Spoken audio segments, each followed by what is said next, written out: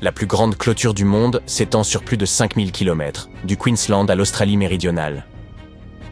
Si elle était déployée, elle pourrait facilement relier Londres à New York. Et si vous la longiez, il vous faudrait 6 mois pour terminer votre promenade. Elle n'a pas été construite pour protéger la frontière australienne.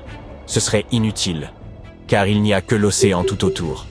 Elle n'est pas non plus destinée à protéger un bâtiment important. Son but est de garder certaines espèces animales séparées les unes des autres.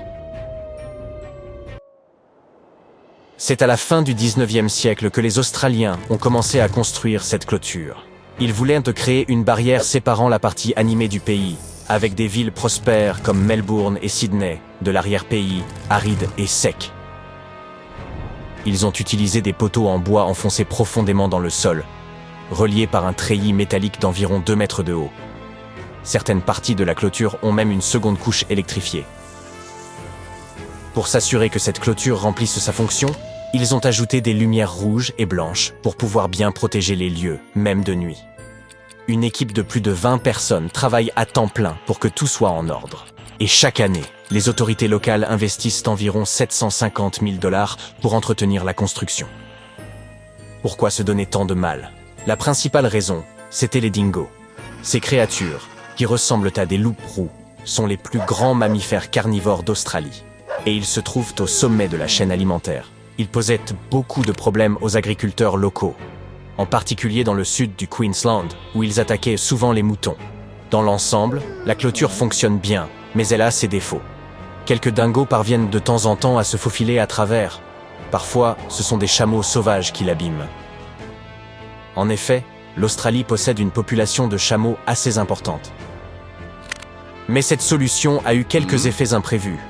On pensait qu'il y aurait tout simplement moins de dingos à l'intérieur des terres protégées. Mais moins de dingos signifie plus de kangourous.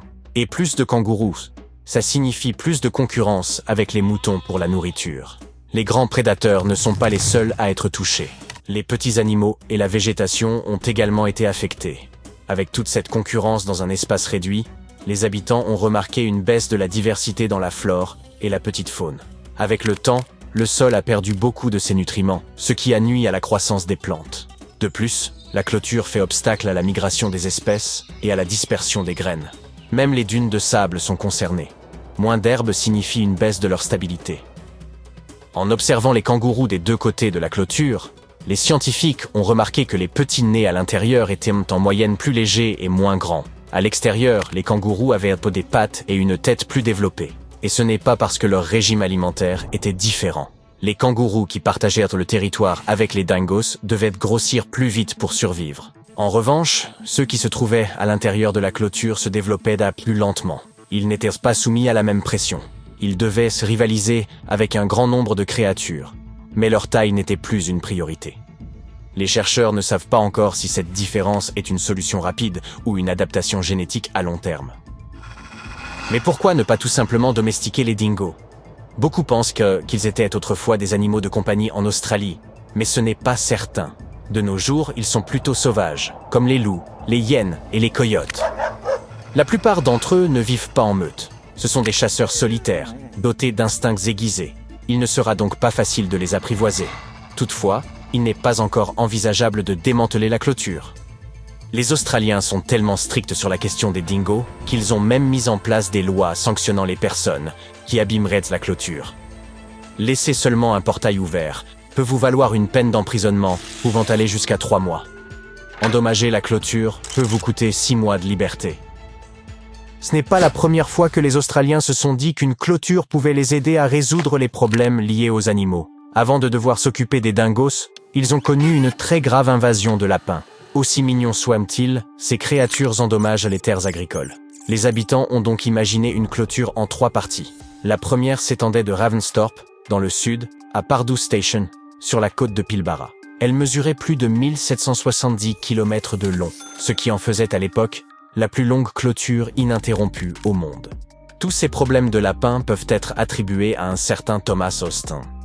En 1859, à son arrivée dans le pays, il s'est dit que ce serait une bonne idée de relâcher quelques lapins dans la nature. Il pensait que cela ajouterait un peu de charme à l'endroit.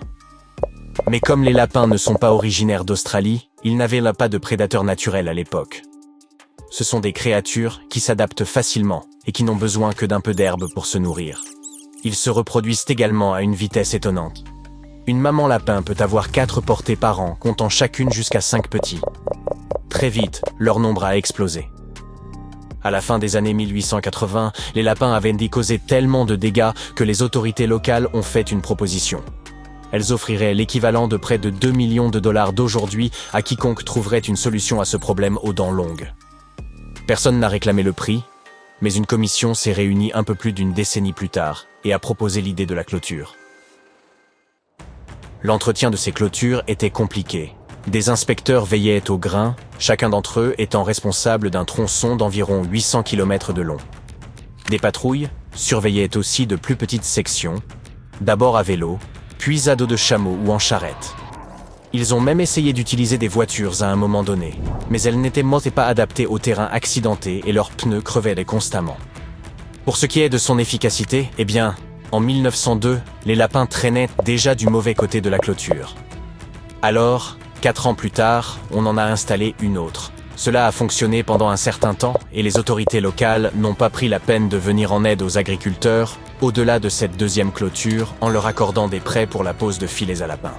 Ceux qui se trouvaient entre les deux clôtures avaient cependant du mal à faire face aux problèmes des lapins. Très vite, ceux-ci se sont répandus au-delà de la deuxième clôture et il était maintenant clair que cette solution ne fonctionnait pas. Dans certaines régions, des lapins parvenaient même à franchir les clôtures pendant qu'on les construisait. Aujourd'hui encore, la population de lapins donne du fil à retordre aux autorités australiennes. La clôture des dingos est peut-être la plus longue, mais ce n'est pas la plus étrange. La clôture Aquarium, en Turquie, pourrait bien lui ravir la palme. Cette clôture de 50 mètres a été construite pour que la vue sur l'océan de la coûteuse villa qu'elle entoure soit visible depuis chacun de ses niveaux. Aujourd'hui, elle attire de nombreux touristes qui veulent voir la variété de poissons et de pieuvres qu'elle contient. L'installation d'une structure transparente n'a pas été difficile. Le véritable défi consistait à relier l'aquabarrière à la mer Égée au moyen d'une conduite enterrée s'étendant sur 3960 mètres de terrain. L'eau circule ainsi en permanence, ce qui permet à l'aquarium de rester propre et aux poissons d'être heureux. Afin que personne ne vienne endommager la clôture ou y voler des poissons, le propriétaire a également investi dans la sécurité. Il a installé un réseau de 17 caméras équipées d'un système de reconnaissance faciale. Les visiteurs sont libres de regarder et de prendre des photos. Mais si vous vous approchez trop près, vous risquez de déclencher des alarmes. Une autre de ces étranges barrières est la clôture à soutien-gorge de Nouvelle-Zélande. Si vous passez un jour par le district de Central Otago, vous tomberez peut-être sur une clôture ornée de soutien-gorge de toute taille. Son histoire remonte à 1999, lorsque des habitants ont découvert 4 soutiens-gorge, mystérieusement accrochés à la clôture, le long de la route de Cardrona Valley. Surpris, certaines personnes ont commencé à ajouter leurs soutiens-gorge au décor.